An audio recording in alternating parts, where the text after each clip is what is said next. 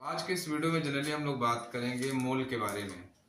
बहुत सारे क्वेश्चंस आते हैं मोल के कंसेप्ट के बारे में। तो चलिए फिर मोल कैसे निकाला जाता है, number of atom, number of particle कैसे निकाले जाते हैं, तो आज की इस वीडियो में हम लोग डिस्कस करेंगे। देखिए स्टूडेंट, मोल इक्वल टू होता है, पहला जो फार्मूला होता है गिवन मास, ना आपको मास दिया हुआ अपॉन मोलर मास। ये कहानी हमारे पास तब होती है यहाँ पे हम लोग मोलर मास रखेंगे अगर हमें मॉलिक्यूल दिया गया है। अगर हमें एटॉमिक मास दिया गया, सॉरी एटम दिया गया होगा, तो यहीं पे हम लोग क्या रख देंगे, एटॉमिक मास।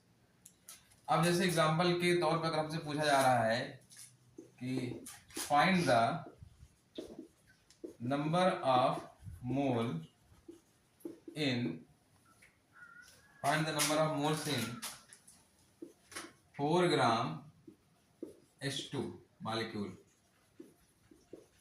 याद रखिएगा स्टूडेंट। तब हम लोग क्या करेंगे, याद रखिएगा। अगर मैं बात करूं सोल्यूशन की, तो देखिए गिवन हमें क्या दिया गया है, हमें मास दिया गया, वेट दिया गया है। मास कितना दिया गया है स्टूडेंट, 4 ग्राम। अब यहाँ पर अगर हम लोग H2 की बात करें तो यहाँ पर हम लोग देखेंगे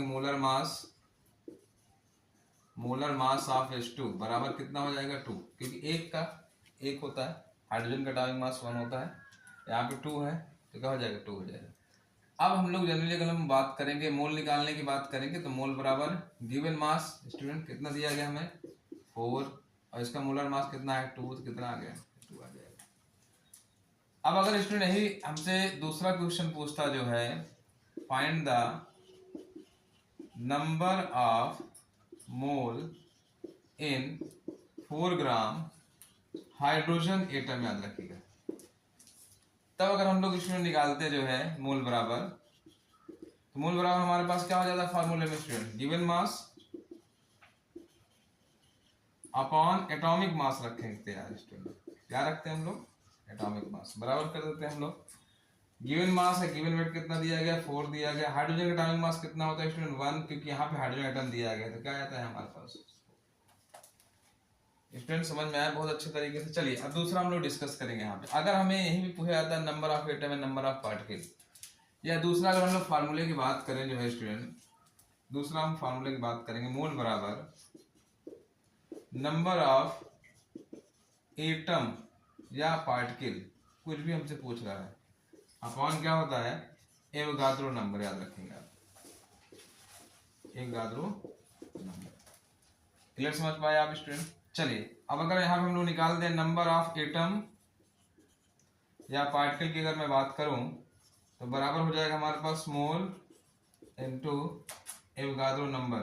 और एवोगाद्रो नंबर की वैल्यू कितनी होती है, 6.02 इंटू 10⁻23। ये याद रखेंगे इसमें।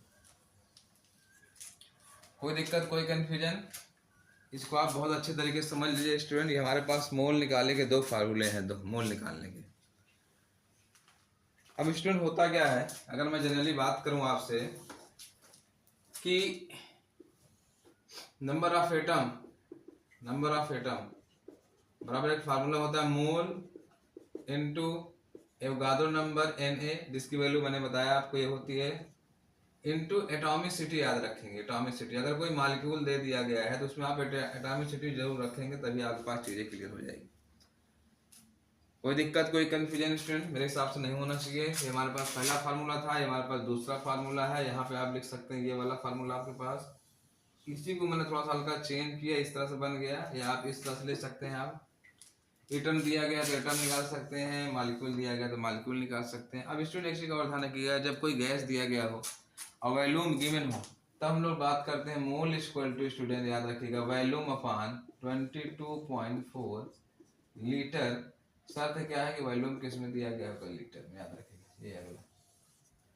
अब अगर वॉल्यूम हमको किस में दिया गया, ml में दिया गया स्टूडेंट, किस में दे दिया गया, ml में, तो मोल बराबर हम लोग रखेंगे स्टूडेंट, मोल बराबर हो जाएगा वॉल्यूम अगर ml में दिया गया है, तो यहाँ पे हम लोग लिखेंगे 22,400 ml, याद रखेंगे।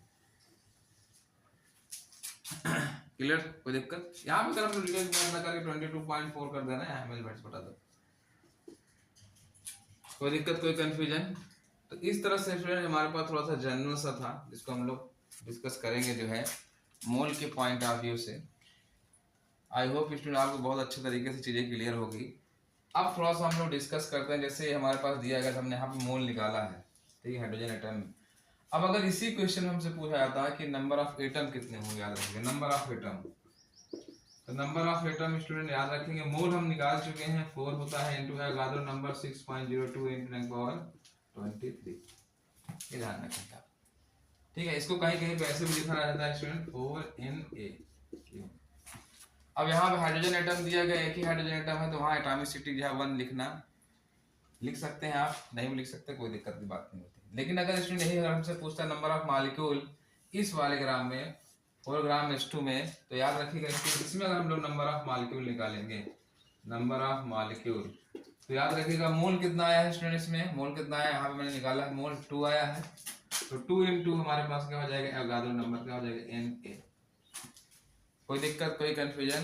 तो इस स्टूडेंट इस तरह से आप बहुत अच्छे तरीके से मोल की कंसेप्ट को आप क्लियर कर सकते हैं। आई होप स्टूडेंट आपको हमारा वीडियो बहुत अच्छा लगा होगा। मिलते हैं नेक्स्ट वीडियो में नेक्स्ट टॉपिक के साथ।